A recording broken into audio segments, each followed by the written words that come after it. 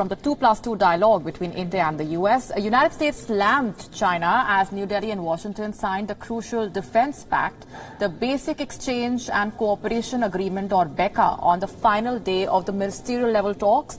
The U.S. Secretary of State Mike Pompeo and the Secretary of Defense Mark Esper hailed ties between the U.S. and India amid the growing Chinese threat. Pompeo said that he paid tribute to the Indian soldiers who were killed in clashes with the PLA in the Galwan Valley. He said that China is no friend to democracy. Take a listen in. This morning, we visited the National War Memorial to honor the brave men and women of the Indian Armed Forces who have sacrificed for the world's largest democracy, including 20 that were killed by the PLA forces in the Galwan Valley in June. The United States will stand with the people of India as they confront threats to their sovereignty and to their liberty. The challenge of defeating the pandemic that came from Wuhan also fed into our robust discussions about the Chinese Communist Party. Our leaders and our citizens see with increasing clarity that the CCP is no friend to democracy, the rule of law, transparency, nor to freedom of navigation, the foundation of a free and open and prosperous Indo-Pacific. I'm glad to say that the United States and India are taking steps to strengthen our cooperation against all manner of threats, and not just those posed by the Chinese Communist Party. Esper said that the India-US partnership is more important than ever because of the growing Chinese aggression. We stand shoulder to shoulder in support of a free and open Indo-Pacific for all, particularly in light of increasing aggression and destabilizing activities by China. I am pleased to report that today we made substantial progress in further strengthening our relationship, building upon last year's successful 2+2 ministerial in Washington and the many discussions Defense Minister Singh and I have had these past several months. During our meetings these last 2 days, we reaffirmed the United States' commitment to a comprehensive and forward-looking defense partnership with India and discussed opportunities to expand our regional security cooperation, military-to-military interactions, and defense trade relationship. This includes increasing bilateral defense cooperation in the Indian Ocean region, Southeast Asia, and the broader Indo-Pacific. Earlier, U.S. Secretary of State Mike Pompeo and Secretary of Defense Mark Esper held talks with their Indian counterparts, S. Jaishankar and Rajnath Singh. The countries in the Beca military pact, which will allow India to access U.S. geospatial data. The information which is collected by American satellites will be useful in navigation as well as targeting military assets. India will also be able to access classified U.S. military-grade data. The Indian Defense Minister Rajnath Singh saying that Beca will open up new avenues in information sharing. Our military-to-military cooperation is progressing very well. In our meeting, we shared assessment of the security situation across the Indo-Pacific. In that process, we reaffirmed our commitment to peace, stability and prosperity of all countries in the region. We also agreed that upholding the rules-based international order, respecting the rule of law and freedom of navigation in the international seas, and upholding the territorial integrity and the sovereignty of all states are essential. Our defense cooperation is intended to further these objectives. Both sides welcomed Australia joining the forthcoming Malabar exercise. Meanwhile, the U.S. Secretary of State Mike Pompeo also met Indian Prime Minister Narendra Modi.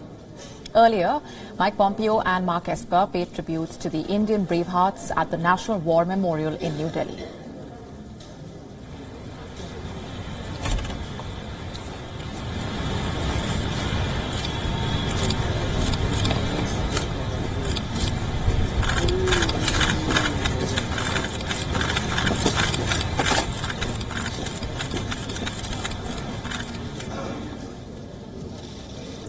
Yesterday, U.S. Secretary of State Mike Pompeo held talks with his Indian counterpart, S. Jaishankar. The two sides reviewed progress of bilateral ties over the last 4 years. Pompeo and Jaishankar discussed security issues in Asia and the Indo-Pacific region. They also held talks on maritime security and counter-terrorism. The Indian Defence Minister Rajnath Singh also discussed strategic ties and military cooperation with his U.S. counterpart. Remember, the dialogue comes amid heightened tensions at the India-China border. For more on that, joining us live on the broadcast is our principal diplomatic correspondent, Siddhant Sibal. Siddhant, the key takeaway emerging from those talks has been the strong message that both U.S. and China have sent out to China. Well, yes, Molly, the biggest statement from this two-day visit is that two top officials of the Trump administration, just a week before the U.S. goes to election, standing from Delhi, giving a strong message to China, even as China has been aggressive with not only New Delhi but with other countries in the region. Now, also, of course, the other key takeaway being the Beca military pact. This is something that has been talked about a lot in the last 24 hours. And this is being called as a milestone, as a strategic embrace between the two countries. But on the ground, it will help in collaboration, in giving real-time information. We know that COMCASA, LEMOA have already been signed by the Indian side in past few years, and this was the last and the fourth foundational agreement. But the biggest takeaway of this visit, of this strategic embrace, is a reaffirmation of relationship, a relationship which has dropped the hesitations of history and come to a point where they are exchanging information, military information on a real-time basis, almost on all sectors, whether it's handling the COVID crisis, whether it is technology, whether it is counter-terrorism. Every sector was discussed in the two-day visit, and of course the 2+2 happened today, lasted for over 2 hours. In fact, in response to a WION question at the 2+2 media statements, the Indian External Affairs Minister Dr. S. Jaishankar said that India and US are forced for good, and both are working with each other for each other's national interest, for Indian interest, the Indian establishment working for the American establishment, the American establishment working. But above all, it's a messaging from Delhi. Whatever happened in Delhi in last 2 days was surely noted in Beijing closely. We know that joint statement also mentioned China and of course Pakistan. When it comes to China, it was on the South China Sea. It mentioned that the code of conduct should be something that should respect the interest of all the countries. Only one mention of China in terms of South China Sea.